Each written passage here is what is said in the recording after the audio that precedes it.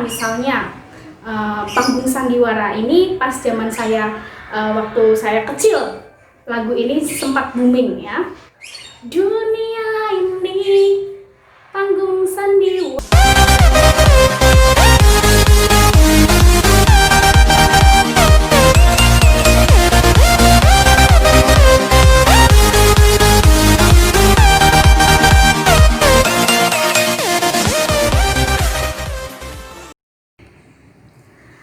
Assalamualaikum warahmatullahi wabarakatuh. Salam budaya, salam bahasa Indonesia. Perkenalkan, nama saya Ibu Pasmiati, guru mata pelajaran Bahasa Indonesia SMP Negeri 6 Pekalongan. Apa kabar kalian semua? Saya berharap kalian tetap sehat dan semangat mengikuti pembelajaran jarak jauh dimanapun kalian berada. Selalu patuhi protokol kesehatan dengan memakai masker dan cuci tangan saat di ruang publik. Di video kali ini, kita akan membahas materi Bahasa Indonesia kelas 8, yaitu teks puisi. Mendengar kata puisi, tentu sudah tidak asing lagi, bukan? Membahas tentang puisi tidak bisa dilepaskan dari penciptanya. Ada yang tahu pengarang puisi dari Indonesia? Yap, betul banget. Banyak sekali pengarang puisi berasal dari Indonesia yang sudah terkenal di dunia perpuisian, seperti Chairil Anwar, Taufik Ismail, Khalil Gibran, dan masih banyak lagi pengarang puisi yang berasal dari dalam negeri maupun dari luar negeri. Anak-anak, ternyata puisi tidak hanya ditulis, kemudian dicetak, dan dibacakan di panggung-panggung. Ternyata banyak loh puisi yang sudah diangkat menjadi sebuah film. Contohnya Hujan Bulan Juni. Siapa yang tahu pengarangnya? Iya, Sapardi Djoko Damono. Yang juga puisi itu sudah pernah dibuat menjadi novel dan juga diangkat menjadi sebuah film yang dimainkan oleh Adipati Dolken. Penasaran kan? Setelah ini googling ya filmnya. Dan sekarang ini puisi juga banyak sekali yang dibuat menjadi lagu-lagu yang juga populer. Dan kamu juga bisa loh membuat puisi sendiri dan kemudian kamu buat aransemen menjadi sebuah lagu. Nah, bagaimana? Menarik bukan? Nah, setelah ini kita akan mempelajari puisi lebih dalam lagi, yaitu kita akan belajar tentang apa itu puisi, ciri-ciri puisi, dan unsur pembangun yang ada di dalam puisi. Puisi berasal dari bahasa Yunani kuno yang artinya I create. Dalam bahasa Inggris artinya saya mencipta. Jadi puisi adalah hasil pemikiran dari penciptanya untuk menyampaikan pesan melalui diksi dan pola tertulis. Dalam Kamus Besar Bahasa Indonesia, puisi adalah ragam sastra yang bahasanya terikat dengan irama, matra, rima, larik, dan bait. Puisi memiliki arti penting bagi kehidupan karena bisa membangkitkan emosi, merangsang imajinasi, menyuguhkan hiburan, serta memberikan informasi bagi pembacanya. Ciri umum puisi. Puisi berbentuk bait yang terdiri atas baris-baris. Jadi, puisi tidak berbentuk paragraf seperti dalam dialog, naskah drama, atau cerpen ya. Diksi di dalam puisi bersifat kias, padat, dan indah. Selain itu, juga harus mempertimbangkan rima dan persajakan. Kemudian menggunakan majas, dan yang paling penting, setting, alur, dan tokoh di dalam puisi tidak begitu ditonjolkan seperti pada karya sastra yang lain. Nah, itu tadi penjelasan tentang ciri umum teks puisi. Selanjutnya kita akan membahas unsur-unsur yang membangun puisi sehingga puisi itu enak untuk didengar atau dibaca, ya. Jadi, puisi itu dibangun oleh beberapa unsur, yaitu ada dua unsur. Yang pertama adalah unsur intrinsik dan unsur ekstrinsik. Apa itu unsur intrinsik? Unsur intrinsik adalah unsur yang ada di dalam puisi. Kita bisa menemukan unsur-unsur intrinsik ini di dalam puisi itu sendiri. Nah, unsur intrinsik puisi itu ada dua unsurnya. Yang pertama ada struktur batin dan struktur fisik. Kita bahas yang struktur batin dulu ya. Struktur batin puisi dibagi menjadi 4. Yang pertama adalah tema. Tema adalah masalah pokok atau gagasan sentral yang mendasari sebuah karya sastra. Yang kedua adalah perasaan.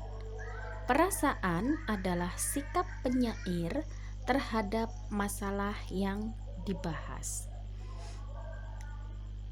Yang ketiga adalah nada. Nada adalah sikap yang ditunjukkan penyair kepada pembaca. Bedanya dengan perasaan, kalau perasaan adalah bagaimana penyair menyikapi masalah yang dibahas dalam puisi, sedangkan nada adalah sikap yang ditunjukkan kepada penyair kepada pembacanya. Apakah menyindir pembaca? Apakah marah kepada pembaca? Apakah mengkritik pembaca atau berkelakar dengan pembaca? Ya, tergantung pada tema yang diangkat dalam puisi. Kemudian yang keempat adalah amanat. Amanat adalah pesan yang sampai kepada pembaca.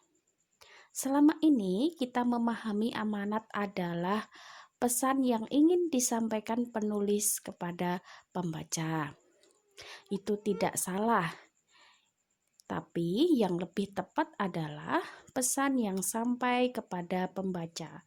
Karena ketika puisi itu sudah dipublish, maka setiap pembaca berhak menginterpretasi atau mengambil makna atau hikmah yang ada di dalam puisi tersebut. Struktur fisik puisi. Struktur fisik puisi dibagi menjadi 5. Yang pertama adalah diksi. Diksi adalah pilihan kata yang dipakai yang memberikan efek puitis yang ingin dicapai. Yang kedua adalah majas. Majas adalah gaya bahasa yang dipakai oleh penyair untuk menyampaikan pesan kepada pembaca. Ada banyak majas yang dipakai di dalam puisi. Misalnya, majas personifikasi. Majas personifikasi adalah majas yang mengorangkan benda mati. Jadi, seolah-olah benda mati itu bisa melakukan aktivitas seperti benda bernyawa. Contohnya, matahari tersenyum simpul kepadaku. Padahal matahari adalah benda mati yang tidak mungkin bisa tersenyum. Itu namanya majas personifikasi. Yang kedua ada majas metafora. Majas metafora adalah majas yang membendakan benda hidup.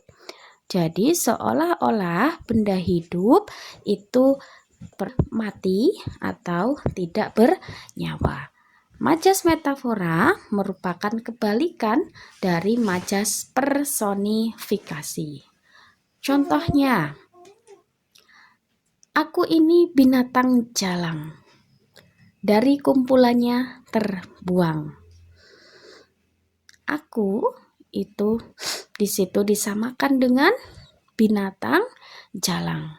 Ya, binatang jalang tentu saja yang dimaksud bukan binatang yang sesungguhnya, tetapi hanya metafor saja bahwa aku merasa dianggap seperti penyair ataupun orang pada umumnya. Itu dalam puisinya Chairil Anwar ya. Di situ mengungkapkan bahwa Chairil Anwar merasa tidak disamakan dengan penyair-penyair yang ada di zaman itu.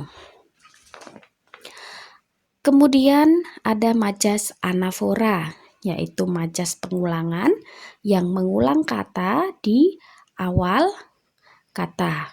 Misalnya, kamu adalah segalanya. Kamu adalah hatiku. Misalnya, di situ ada pengulangan kata kamu, kamu. Selanjutnya ada majas asosiasi. Majas asosiasi adalah majas yang membandingkan sesuatu dengan sesuatu yang lain dengan memakai kata bagaikan, bak, laksana, ibarat, seperti, umpama, dan sebagainya. Kemudian ada majas sarkasme, yaitu majas yang menggunakan kata-kata yang kasar untuk menghina ataupun untuk mencemooh ya. Dan masih banyak contoh majas yang lainnya. Struktur fisik puisi yang ketiga adalah versifikasi. Versifikasi meliputi rima, irama, dan metrum. Rima adalah bunyi akhir dari setiap kata yang ada di bunyi akhir dari setiap kata di akhir baris puisi. Ada banyak rima yang ada, yaitu ada rima lurus. Rima lurus adalah rima yang bunyinya sama atau AA, AA. Yang kedua ada rima bersilang, yaitu AB, AB. Rima ini sering dipakai di dalam pantun. Yang ketiga ada rima berangkai atau berpasangan, yaitu rima yang menggunakan bunyi AA, BB. Kemudian ada rima patah, yaitu AAAB, ABAA, AABA. Ya, jadi hanya ada satu yang tidak sama. Kemudian ada rima berpeluk, yaitu ABBA. Yang keempat, citraan. Citraan atau imaji dibagi menjadi 6. Yang pertama adalah citraan penglihatan, yaitu kata yang memberikan efek pada panca indera. Misalnya cahaya, merah, hamparan, pasir, atau sesuatu yang bisa dilihat oleh mata. Kemudian citraan pendengaran adalah kata yang memberikan efek pada indera pendengaran. Misalnya bunyi, keras, ramai, riuh, dan sebagainya. Ada citraan peraba, yaitu kata yang memberikan efek pada indera peraba seperti kasar, halus, lembut, dan sebagainya. Kemudian ada citraan gerak, yaitu kata yang memberikan efek pada gerakan seperti berlari, berjalan, dan sebagainya. Yang kelima adalah citraan penciuman, yaitu kata yang memberikan efek pada indera penciuman. Misalnya harum, mewangi, busuk, dan sebagainya. Kemudian ada citraan pengecapan. Citraan pengecapan adalah kata yang memberikan efek pada indera pengecap seperti manis, pedas, gurih, dan sebagainya. Struktur fisik puisi yang kelima adalah kata konkret. Kata konkret adalah kata yang dipakai penyair untuk menggambarkan sesuatu secara lebih konkret atau berwujud. Penyair memilih kata-kata yang membuat segalanya terkesan dapat disentuh. Nah, itu tadi penjelasan tentang unsur pembangun puisi. Kalian sudah paham tentunya ya.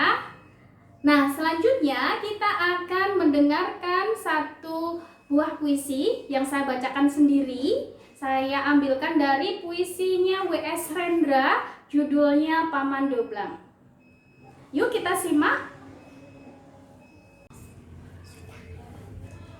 Paman Doblang, puisi W.S. Rendra. Paman Doblang, Paman Doblang, mereka masukkan kamu ke dalam sel yang gelap, tanpa lampu, tanpa lubang cahaya, pengap. Ada hawa tak ada angkasa, terkucil. Temanmu beratus-ratus nyamuk semata, terkunci, tak tahu di mana berada. Paman Doblang, Paman Doblang, apa katamu? Ketika haus, aku minum dari kaleng karatan. Sambil bersila, aku mengharungi waktu, lepas dari jam, hari dan bulan. Aku dipeluk oleh wibawa tidak berbentuk, tidak berubah, tidak bernama. Aku istirahat di sini, tenaga goib memupuk jiwaku. Paman Doblang, Paman Doblang, di setiap jalan menghadang mastodon dan serigala. Kamu terkurung dalam lingkaran, para pangeran meludahi kamu dari kereta kencana. Kaki kamu dirantai ke batang karang, kamu dikutuk dan disalahkan tanpa pengadilan. Paman Doblang, Paman Doblang, bubur di piring timah didorong dengan kaki ke depanmu. Paman Doblang, apa katamu? Kesadaran adalah matahari, kesabaran adalah bumi, keberanian menjadi cakrawala, dan perjuangan adalah perlaksanaan kata-kata.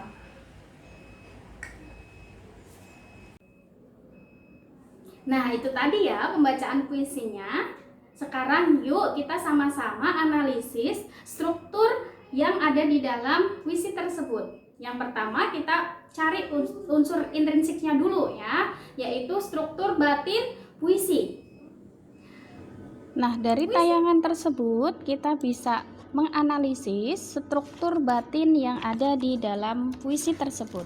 Yang pertama adalah tema. Yuk, siapa yang bisa menjawab tema apa yang dipakai dalam puisi tersebut? Iya, temanya adalah tentang ketidakadilan ketidakadilan hukum yang dialami oleh penyair. Hal itu terlihat dari mana? Terlihat dari diksi yang dipakai W.S. Rendra dalam puisinya, yaitu ada kata kamu dikutuk dan disalahkan tanpa pengadilan. Nah, itu berarti mengungkapkan perasaan penyair bahwa dia diperlakukan tidak adil di mata hukum. Kemudian yang kedua adalah perasaan. Perasaan adalah sikap penyair terhadap masalah yang dibahas dalam puisi tersebut. Jelas bahwa di sini penyair merasa diperlakukan tidak adil, yaitu penyair harus dipenjara tanpa diadili, dan dalam puisi tersebut menggambarkan bagaimana pengalaman penyair ketika di penjara yang diperlakukan secara tidak manusiawi. Kemudian yang ketiga adalah nada. Nada adalah sikap penyair terhadap pembacanya. Di sini penyair sangat terlihat menyindir ataupun mengkritik para pemangku kekuasaan yang tidak mau dikritik oleh rakyatnya. Ya, di sini W.S. Rendra mencurahkan bahwa dia dipenjara karena tulisan-tulisan dalam puisinya yang terlalu keras terhadap pemerintahan. Kemudian yang selanjutnya adalah amanat. Nah, amanat adalah pesan yang ingin disampaikan penyair, ya, atau pesan yang sampai kepada pembaca, yaitu bahwa hukum itu harus ditegakkan secara adil kepada siapa saja. Struktur fisik puisi. Kita akan analis struktur fisik yang ada dalam puisi W.S. Rendra berjudul Paman Doblang tersebut. Yang pertama adalah diksi. Diksi adalah pilihan kata yang dipakai oleh pengarang yang memberikan efek puitis yang ingin dicapai. Bisa kita lihat bahwa dalam puisi tersebut banyak sekali memberikan efek puitis. Misalnya ada pengap, ya. Pilihan kata ini tentu saja tidak semerta-merta, ya. Itu pasti sudah dipikirkan oleh penyair. Kemudian ada kata hawa, angkasa, semata, berada. Ini adalah kata-kata pilihan yang semakin menambah estetis dari puisi ini. Kemudian juga ada kata ini, ya, matahari, cakrawala, kereta kencana, batang karang, dan sebagainya, yang semuanya adalah pilihan kata yang indah yang memberikan efek puitis pada puisi ini. Kemudian yang kedua ada majas. Kita bisa melihat beberapa majas yang dipakai di dalam puisi ini. Yang pertama ada majas pengulang anafora. Anafora adalah majas yang mengulang kata di awal kalimat, yaitu di kata ini, tanpa lampu, tanpa lubang cahaya. Ini majas anafora. Kemudian ada majas lagi, ada kalimat temanmu beratus-ratus nyamuk semata. Majas apa ini? Majas personifikasi, seolah-olah nyamuk adalah teman, padahal nyamuk adalah bukan manusia, ya. Maka di situ majas personifikasi, yaitu mengorangkan benda mati. Kemudian ada lagi majas personifikasi, yaitu aku dipeluk oleh wibawa tidak berbentuk, tidak berupa, tidak bernama. Wibawa adalah benda mati, tidak bisa dipeluk, kan? Jadi seolah-olah bahwa penyair ini dipeluk oleh sesuatu yang tidak kelihatan, yang memberikannya kekuatan, kan seperti itu. Ini majas personifikasi. Kemudian ada lagi majas metafora yang dipakai, yaitu ada kata para pangeran meludahi kamu dari kereta kencana. Para tentunya bukan pangeran dari kerajaan Inggris, ya, tetapi itu adalah metafor atau kiasan, yaitu menunjukkan penguasa atau pemangku kekuasaan. Kereta kencana juga bukan kereta beneran, ya, tetapi adalah kekuasaan. Kemudian ada majas apa lagi di sini, ya?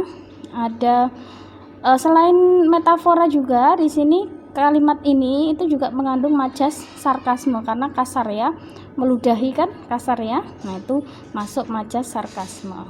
Kemudian ada majas asosiasi, yaitu di akhir bait ada kata dan. Perjuangan adalah perlaksanaan kata-kata. Di situ ada kata laksana, ibarat ya. Nah, itu tentang majas. Kemudian kita juga bisa menganalisis dari rimanya. Itu ada rima ini selain memberikan efek puitis juga bisa kita klasifikasikan. Di sini penyair menggunakan rima lurus ya. Ada kata apa di sini? Ada kata hawa, angkasa, semata, berada. Kemudian ada rima berangkai. Rima berangkai itu adalah rima yang ini ya, rimanya AABB, yaitu matahari, bumi, cakrawala, kata-kata. AABB. Kemudian ada rima apa lagi? Nah, sudah cukup ya, itu saja. Nah, kemudian ada citraan. Citraan, kalau kita lihat dalam puisi ini yang dominan adalah citraan visual, yaitu kata yang memberikan efek pada indera penglihatan. Sangat dominan sekali, yaitu di sini ada kata cahaya tanpa lubang cahaya, kan bisa dilihat nggak bisa didengar ya. Kemudian gelap, kemudian apalagi, hampir semuanya adalah citraan penglihatan. Piring timah, bubur di piring timah ya, dan sebagainya. Kemudian ada kata konkret yang dipakai. Kata konkret yang dipakai di sini ada banyak ya, untuk memperjelas maksud dari penyair. Yang pertama ada kata kamu dikutuk dan disalahkan, bubur di piring timah, didorong dengan kaki ke depanmu. Itu kan sebenarnya cuma mau bilang lagi makan ditendang begitu kan, tapi dengan lebih agar orang itu berimajinasinya lebih tinggi, dengan kata bubur di piring timah didorong dengan ke depanmu, itu akan jauh lebih konkret imajinasi kita. Kemudian kamu terkurung dalam lingkaran, maksudnya kan di penjara gitu ya, tapi dengan kata kamu terkurung dalam lingkaran nggak bisa kemana-mana, itu jauh lebih konkret. Kaki kamu dirantai ke batang karang, maksudnya ya di penjara itu kan, tapi dengan kata kaki kamu dirantai ke batang karang itu lebih konkret. Imajinasi kita membayangkan bagaimana orang di penjara. Jadi, puisi adalah ragam sastra yang terikat oleh rima, irama, bait, dan juga larik. Unsur pembangun puisi dibagi menjadi dua. Yang pertama unsur intrinsik dan unsur ekstrinsik. Unsur intrinsik meliputi unsur batin dan unsur fisik. Unsur batin ada 4, yaitu tema, nada, perasaan, dan amanat. Sedangkan unsur fisik dibagi menjadi 5, yaitu diksi, majas, kata konkret, versifikasi, dan pencitraan. Unsur ekstrinsik puisi yaitu ada nilai sosial, unsur nilai, dan unsur biografi pengarang. Nah, itu tadi adalah kesimpulan dari materi yang kita pelajari hari ini. Semoga bermanfaat dan mudah dipahami. Kita tutup. Jangan lupa untuk selalu belajar dan semangat untuk bisa menjadi warga Indonesia yang lancar berbahasa Indonesia. Salam budaya, salam bahasa Indonesia.